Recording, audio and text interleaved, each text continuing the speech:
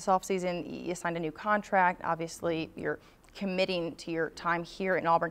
Does it add pressure or take away for you? I know there's always pressure as an SEC coach. Does it make you more relaxed? No, I just think more than anything, we got a stable program. And in this day and time in our league, there's not a whole lot of stability. And I think that's going to be a huge advantage for us moving forward. And as far as pressure, I put unbelievable pressure on myself no matter what I make, no matter what.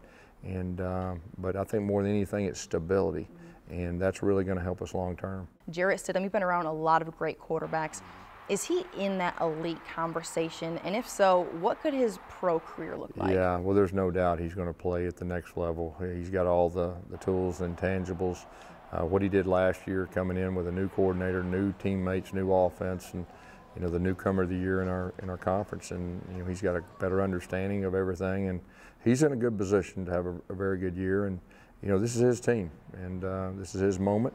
And I'm glad he's our quarterback. You've talked about this SEC Media Days, and you've talked about it quite often, but having your back-to-back rivals virtually in back-to-back weeks, you play them either on the road or at home. This year, it's on the road. How challenging is that? You play one of the toughest schedules in all of college football. Yeah, I mean, it's challenging. I don't think anybody else has to do it, but that's the schedule we've been given. And like I said earlier, we know what it's like.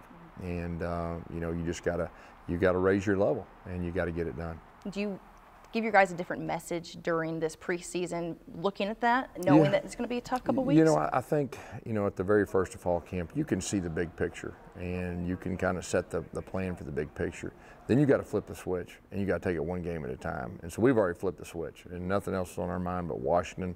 We'll have our hands full with that group. I mean, they're a very good team, maybe one of the most complete teams in all of college football, and it'll be a good test of where we're at for this year. And but yeah, we're one game at a time right now. You've made a name for yourself in college football. You've had the success that you've had at every level, but you're in a very unique position being at Auburn. You're sharing a state and recruits and tons of things, fans, with a school right down the road, Alabama, that's a great program right now with Coach Saban.